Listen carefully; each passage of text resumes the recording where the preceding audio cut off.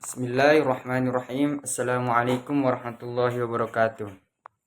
Perkenalkan, nama saya Rizky Ahwan Tulung, Prodi Pendidikan Bahasa Arab, semester 3, Fakultas Tarbiyah dan Keguruan.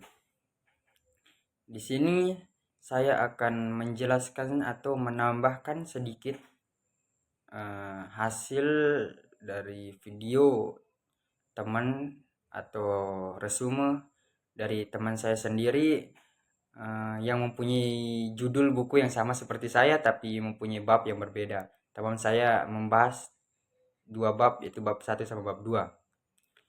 Buku ini yang berjudul Pengantar Ilmu Tasawuf,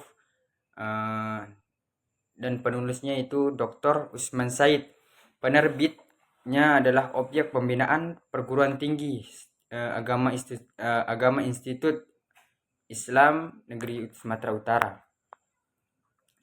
Dalam bab 1 yaitu pendahuluan, yaitu menjadi dasar pemahaman tentang tasawuf. Penulis ini memulai dengan menguraikan pengertian tasawuf yang berasal dari berbagai sudut pandang, baik etimologis maupun terminologis.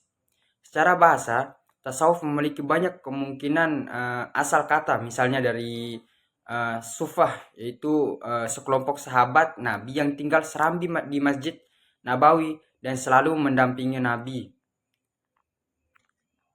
dan untuk mendengar fakta serta sejarah beliau. Dan adapun yang mengatakan yaitu suf, yang berpendapat kalau menurut bahasa itu ya suf, yaitu bulu kasar atau bulu domba atau bulu kasar yang biasanya dipakai kaum sufi sebagai pakaian sederhana untuk menunjukkan kezuhudan dan penolakan terhadap kemewahan dunia. Dan ada pula yang mengaitkan atau mengartikannya dengan kata sofa, yaitu berarti suci dan bersih gitu, yang melambangkan hati seorang sufi itu selalu berusaha jernih dan dari noda dan kotoran jiwa. Selain itu, istilah suf al-safai juga menekankan kelembutan hati seorang sufi. Namun penulis menegaskan bahwa para ahli tasawuf tidak pernah memberikan definisi sistematis seperti para filsuf. Mereka hanya menggambarkan pengalaman spiritual dialami pada saat tertentu.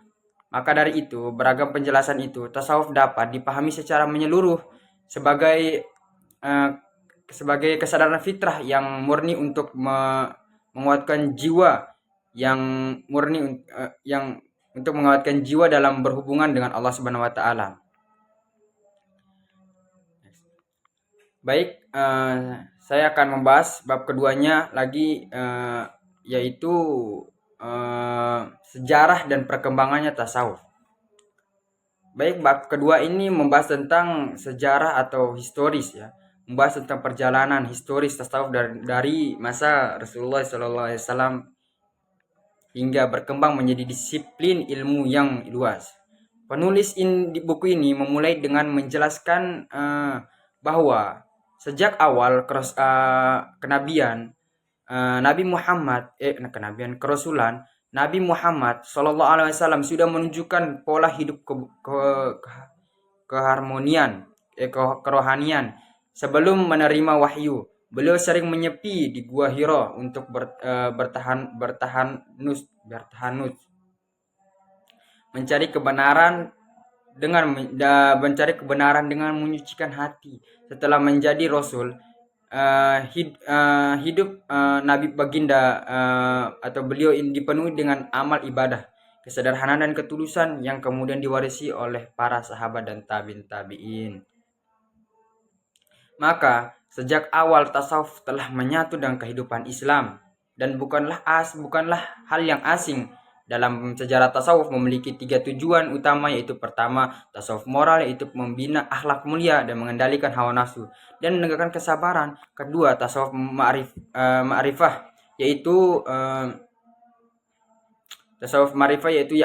menunjukkan pengenalan hakiki kepada Allah Subhanahu wa taala melalui penyikapan langsung Dan yang ketiga yaitu tasawuf filosofis yang membahas hubungan manusia dengan Tuhan secara mendalam dan mistis, termasuk ide tentang kedekatan atau bahkan penyatuan dengan Tuhan walau berbeda corak lah gitu.